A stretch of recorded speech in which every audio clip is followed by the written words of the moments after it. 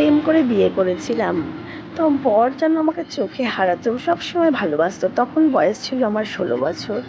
তো খুব মজা করেই যেন দিনগুলো কাটছিল। বিয়েটা যেন একটা স্বপ্ন ছিল। মা-বাবা ছিল না, প্রেম করে পালিয়ে গিয়ে বিয়ে করে শ্বশুরবাড়িতে এসে উঠেছিলাম। শ্বশুর-শাশুড়িও ভালোবাসতো। ১ম এ একটু মানতে সময় লেগেছিল, সবাই মেনে নিয়েছিল। তো আমরা ছিলামই শ্বশুর-শাশুড়ি, দেওর আর আমার বর। আমার কোনো ননদ ছিল না। তো সবাই যেন ১ম বউ, বড় বউ ভালোবাসতো, জেঠি শাশুড়ি ছিল। তো সবাই একসাথে থাকতাম। কিন্তু বর যেন আমাকে খুব চোখে হারাতো, জানো তো? বর আমাকে ছেড়ে থাকতেই চাইতো না, কোথাও যেতে চাইতো না, কাজেও যেতে চাইতো না। তাও বুঝিয়ে বাঝিয়ে কাজে পাঠাতাম। তো কাজের ওখান থেকেও চলে আসতো। যেন বউকে না দেখলে পরে তার দিনই চলছে না। বউকে খালি চোখে হারাতো, এইরকম। তো নিজেকে খুব সৌভাগ্যবতী মনে করছিলাম সেই সময়টা।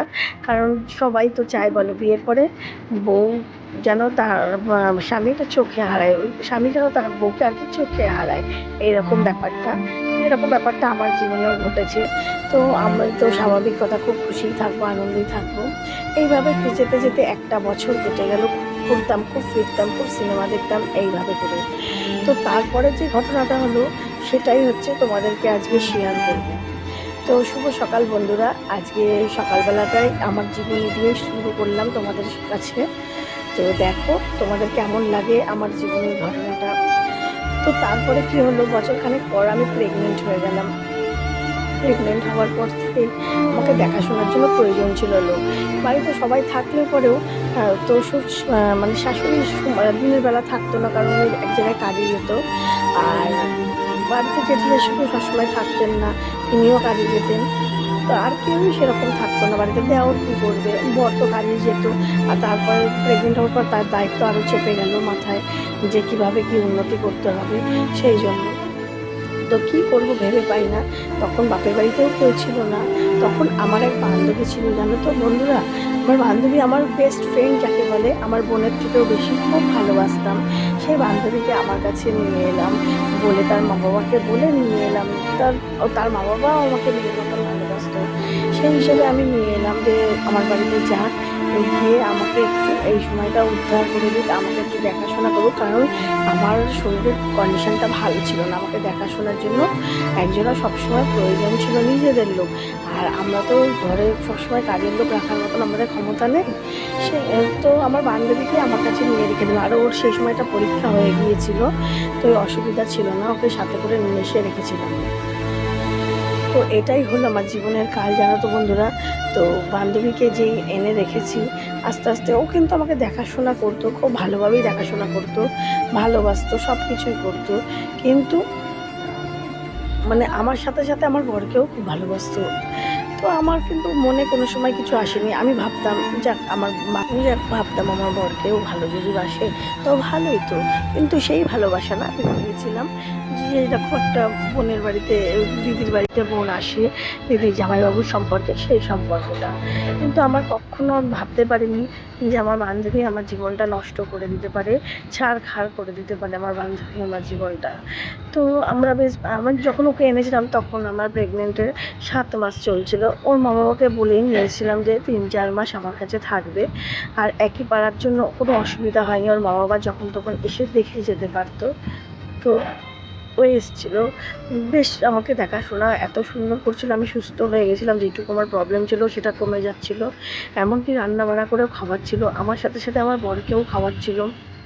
তো আমার শাশুড়িও খুব খুশি ছিল যে ঘরে আমার বৌমা যেমন প্রবলেম আছে, তো তার পরিবর্তে আর বৌমার পরিবর্তে আরেকটি মেয়ে আছে আর কি। যাই হোক, সবাই ওকে নিয়ে খুশি ছিল, আমিও খুশি ছিলাম। কিন্তু যখন আমার ২ মাস হয়ে গেল, মানে ৯ মাস, আমার ৯ মাস আর কয়েকদিন হলো আর কি, প্রেগনেন্টের সময় কাছাকাছি এসে গেল, তখন আমার বর আস্তে আস্তে না, আমার বরের ব্যবহারটা চেঞ্জ হতে লাগলো। আমি বুঝতে থাকলাম আমার বর আমাকে আস্তে আস্তে এড়িয়ে যাচ্ছে, আমাকে অত পছন্দ করছে না। আমাকে কীরকম যেন একটা অ্যাভয়েড করছে, কথা বলছে না অতটা। তো আমি ভাবতে লাগলাম কেন এমন করছে। আর আমার থেকে বেশি আমার সঙ্গে যেগুলো যেগুলো আর কি আমার বর করতো, আমাকে চোখে হারাতো, আমাকে সিনেমা নিয়ে যেত, আমাকে ঘুরতে নিয়ে যেত, সেগুলো দেখছি সব আমার বান্ধবীর সাথে করছে। তো আমার না তখন মনে একবার ডাউট হলো, আবার ভাবলাম কি এদের দুজনাকেই আমার দুজনেই আর কি আমার বিশ্বাসের জায়গা ছিল খুব, আমার স্বামীও আর আমার বান্ধবীও। কিন্তু সেই জন্য আমি কোনো অবিশ্বাস করিনি যে না না এটা হতে পারে না। একবার মনে শঙ্কা এলেও আমি দূর করে দিয়েছি। হয়তো আমি কোথাও বেরাতে পারছি না, আমার বরের হয়তো মানে একা একা মনে হচ্ছে, সেই জন্য এরকম মনে হচ্ছে, এই জন্য আর কি।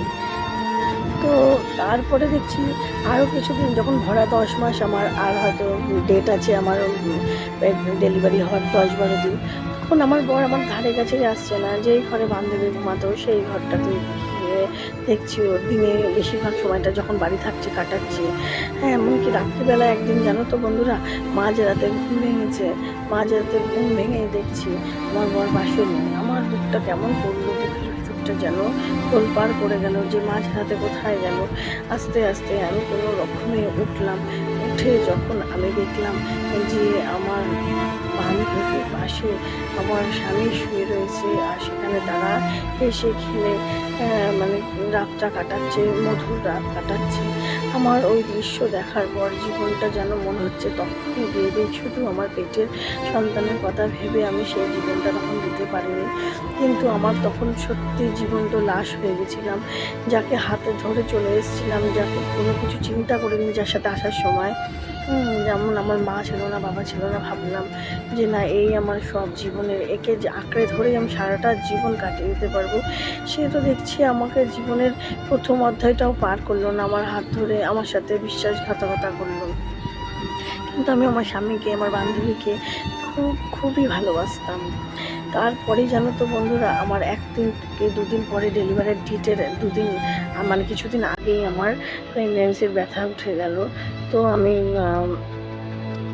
মাঝরাতে আমার ব্যথাটা উঠেছিল, তখনও আমার স্বামী আমার পাশে ছিল না।